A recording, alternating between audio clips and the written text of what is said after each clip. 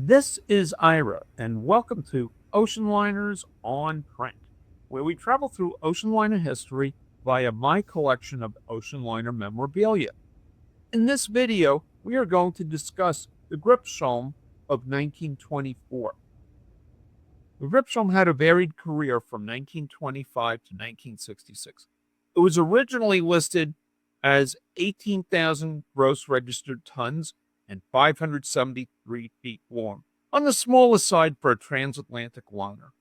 She sailed for the Swedish American Line from 1925, sailing between Gothenburg and New York, as well as some Canadian service and cruises. The Gripsholm in these two depictions was in its post 1937 refit livery of white, as compared to its original livery of black and white in these next two depictions.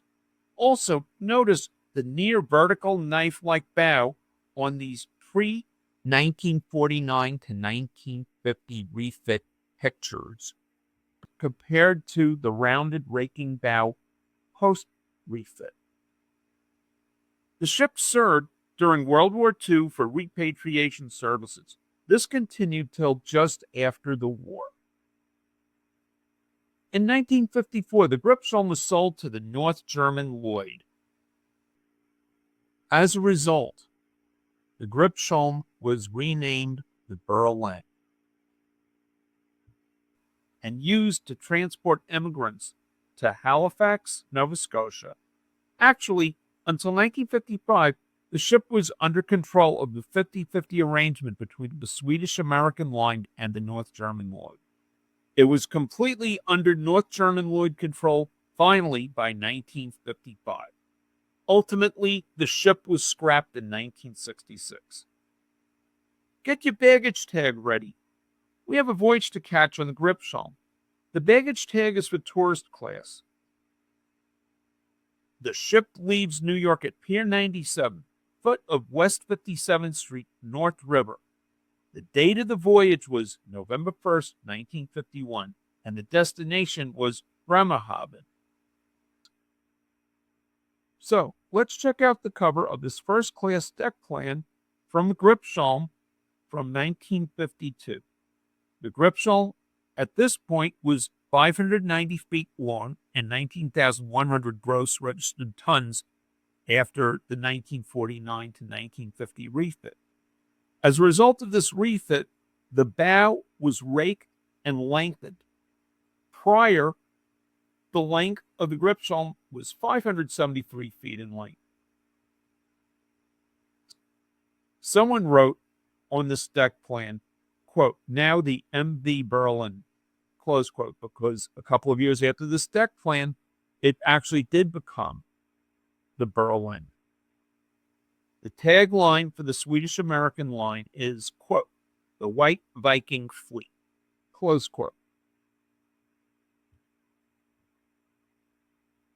Quote, the motor liner Gripsholm, named after the ancient and historical castle in central Sweden, is, by every standard, a magnificent ship. The Gripsholm is 590 feet in length, 74 feet in breadth, and has a gross registered tonnage of 19,100. The ship's diesel engines develop 16,300 horsepower. Close quote. Quote, the Gripsholm, thoroughly renovated in the spring of 1950, has accommodations for 920 passengers in two classes, first and second. Restfulness and dignity are the predominant notes in the air-conditioned lounge and club-like smoke room. The staterooms are arranged for the utmost personal comfort, decks are ample for sports and exercise, and the garden lounge is a delightful place for afternoon tea or a friendly game. The traditional high quality of the menu with the finest food and faultless service awaits the traveler in the air-conditioned dining room as well as throughout the ship, close quote. The wording of the last sentence seduces one into assuming that just because the dining room is air-conditioned, so is the rest of the ship. No, only the dining room is. We will discuss later the substitute for air conditioning in the rest of the ship. During the 1950s, completely air-conditioned ships were gradually becoming the expectation of passengers. So this very limited air-conditioned situation on board by the late 1950s, combined with the advent of jet travel, meant the Gripsholm, as the Berlin, had its days numbered. When the North German Lloyd renamed the ship Berlin, the ship received a new black and white livery. Besides that, the ship was unchanged. It was designated in its publicity as the largest transatlantic liner under the German flag. Its new role was to sail between New York and Bremerhaven with occasional calls at Halifax. Keep in mind the publicity of the Berlin as being the largest transatlantic liner under the German flag. This definitely has significance for the time because post-World War II, Germany had virtually no merchant marine and virtually no cruise ships. So this is definitely something very important, and this is the main reason why Germany bought the Gripsholm from the Swedish American line, because they needed ships right away, and they could not wait to build a ship from scratch.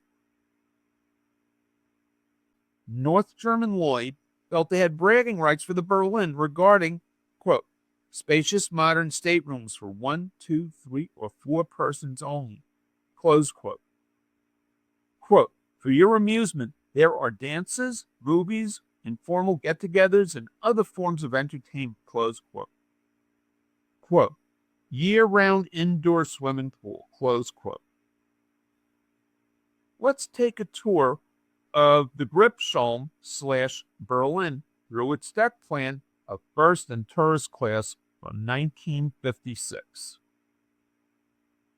On the deck plan of the Berlin from 1956, Punka louver ventilation is being touted. You may ask yourself, what is Punka louver ventilation?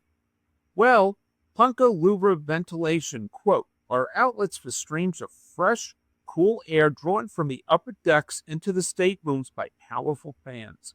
In cold weather, this air is heated to a pleasant temperature. They are located on the ceilings and may be turned in any direction by the passenger, close quote. By 1956, a growing number of passenger ships were completely air-conditioned, so the concept of Punka louver ventilation was already becoming irrelevant. So let's get to the actual decks. First, we have the promenade deck. On the promenade deck, we start with the open outdoor promenade. First, we have tourist class, then the first class section. The entire indoor part of the promenade deck is first class, starting with the bar, smoking room, lounge, shop, vestibule, and library.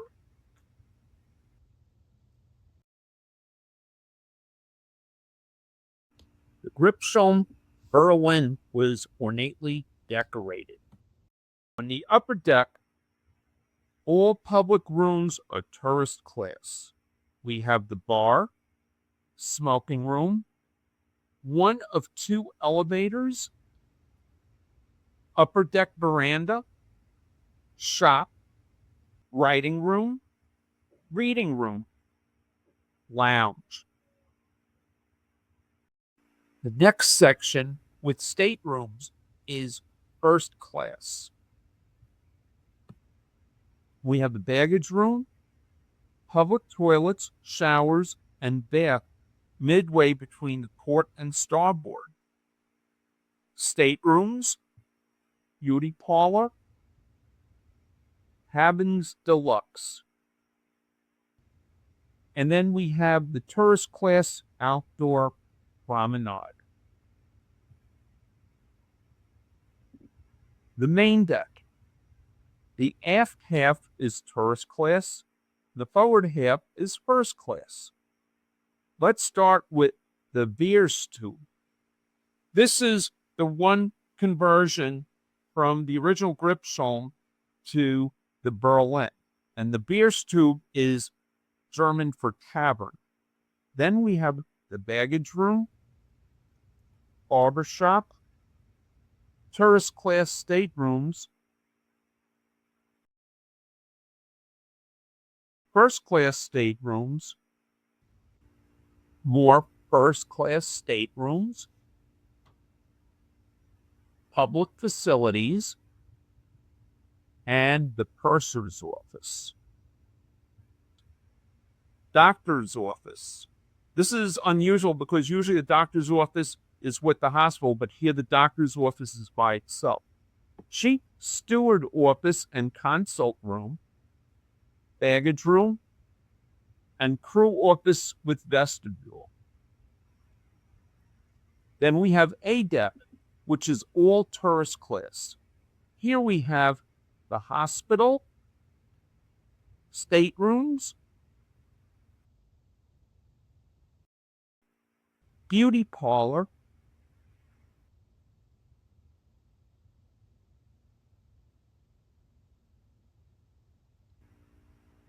public facilities,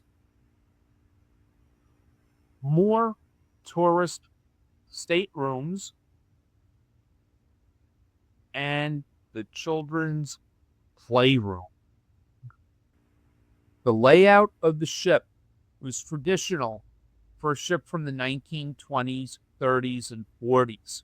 Unlike today's ships, the Gripsholm / Berlin lacked 100% cabins with private facilities.